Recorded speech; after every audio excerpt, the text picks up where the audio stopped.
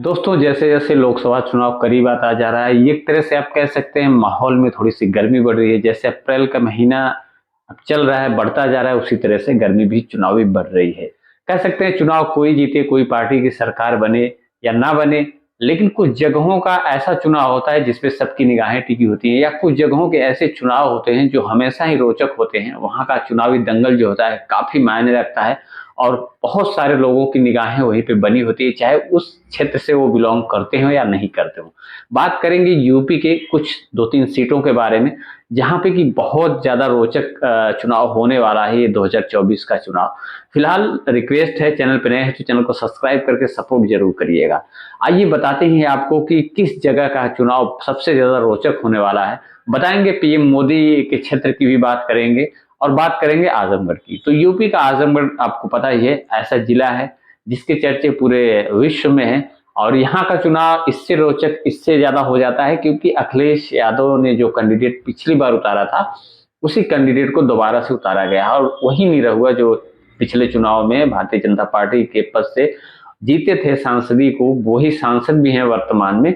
वो फिर से चुनाव मैदान में है। कहीं कहीं कह सकते हैं समाजवादियों का गढ़ था, और जिसमें कि पिछली बार निरहुआ ने एक तरह से सेंधमारी की। अब ये भी चुनाव बहुत ही रोचक है क्योंकि दोनों प्रत्याशी वही हैं। अब एक तरफ धर्मेंद्र यादव अपनी हार का बदला लेने के लिए उतरे हैं, दूसरी तरफ जो है कि निरहुआ जो है अपनी साख बचाने के लिए अपने विकास कार्यों में जो भी है नीतियां उनकी, उनको जनता को समझाने का प्रयास कर रहे हैं और कहीं न कहीं दोबारा अवसर मांगेंगे।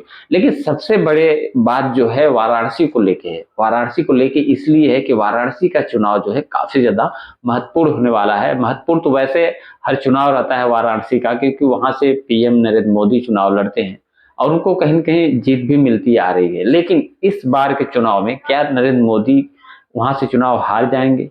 क्या मुश्किलें बढ़ने वाली है भाजपा की बनारस बनारस के चुनाव से? बहुत सारी ऐसी आशंकाएं जताई जा रही है। आशंकाएं इसलिए जताई जा रही है क्योंकि किन्नर समाज के महामंडलेश्वर को वहां से टिकट मिला है, या कह सकते हैं कि प्रधानमंत्री मोदी के खिलाफ वो चुनाव मैदान में उतरी है। काफी ज्यादा अच्छी पकड़ है, काफी ज्यादा अच्छी साख है उनकी, एक इमेज है। ऐसा भी नहीं कर सकते कि एक ऐसा किन्नर जो कि ट्रेन में भीख मांगता हुआ या ताली बजाता हुआ आपको नजर आएगा। काफी एक अच्छी पहचान है, एक हिंदुत्व की पहचान भी आप कह सकते हैं। और देश विदेश में एक तरह से कह सकते हैं उनके प्रवचन भी होते हैं। काफी ज्यादा भक्ति या आस्था से लोग उनसे जुड़े भी हैं और कई भाषाओं का उनको ज्ञान भी है। कह सकते हैं काफी ज्यादा पढ़े लिखे एक किन्नर की यहाँ पे बात हो रही है, जो कि महिला रूप में प्रधानमंत्री के सामने चुनाव मैदान में है। अब देखने वाली बात ये होगी कि इस चुनाव मैदान में अब की बार भाजपा की मुश्किलें बढ़ती हैं या नहीं बढ़ती हैं, या फिर भी उसी तरीके के चुनाव होते हैं जो पहले होते रहे हैं। लेकिन कहीं न कहीं किन्नर समाज की जो ये महिला है, महामंडलेश्वर हैं किन्नर समाज की, इनके आने से कहीं न कहीं मुकाबला जो है काफी ज्यादा रोचक हो गया है, काफी ज्यादा टक्कर वाला हो गया है। अगर लोगों की माने तो सबकी राय में ये लग रहा है कि अब की बार का जो बनारस का चुनाव है वो काफी ज्यादा रोचक होने वाला है, काफी ज्यादा जो है मुश्किल में खड़ा करने वाला है प्रधानमंत्री को या फिर भारतीय जनता पार्टी को।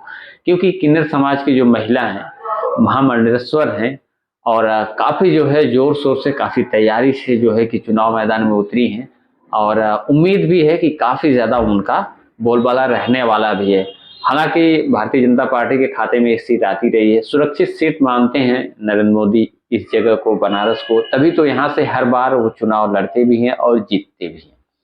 लेकिन अब की बार हो सकता है थोड़ी सी दिक्कत महसूस उनको हो सकती है। अगर कोई वहीं पे दूसरे प्रत्याशी को अगर उतारती कोई पार्टी या दूसरा प्रत्याशी रहता, तो मुझे नहीं लगता कि उतनी ज्यादा चिंता होती भारतीय जनता पार्टी या खुद नरेंद्र मोदी को। लेकिन इस किन्नर समाज के महामंडलेश्वर के उतरने से काफी ज्यादा मुकाबला रोचक हो गया है। लेकिन आने वाले वक्त में ये तो पता चल ही जाएगा कि आखिर बनारस से कौन बाजी मारने वाला है। फिलहाल आप तक भी ये खबरें जरूर पहुंचे होंगी।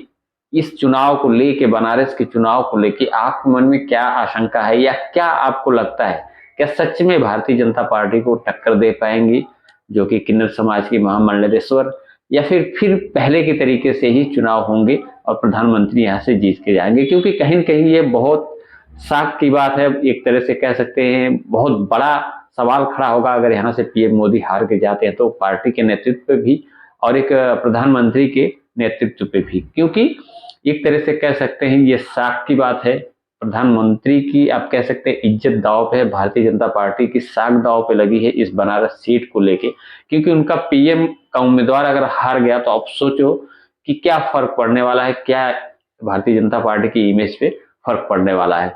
तो देखने वाली बात बहुत दिलचस्प होगी आने वाले चुनाव में कि कौन किसको मात देता है। किन्नर समाज के महामंडलेश्वर जो महिला रूप में आई है चुनाव लड़ने पीएम मोदी के विपरीत, या फिर पीएम मोदी आसानी से इस सीट को ले जा सकते हैं। तो मिलते हैं गाइस नेक्स्ट वीडियो में, देखेंगे कि किस तरीके से आखिर चुनाव जो है कि भारतीय जनता पार्टी जीतती है या फिर कोई और पार्टी।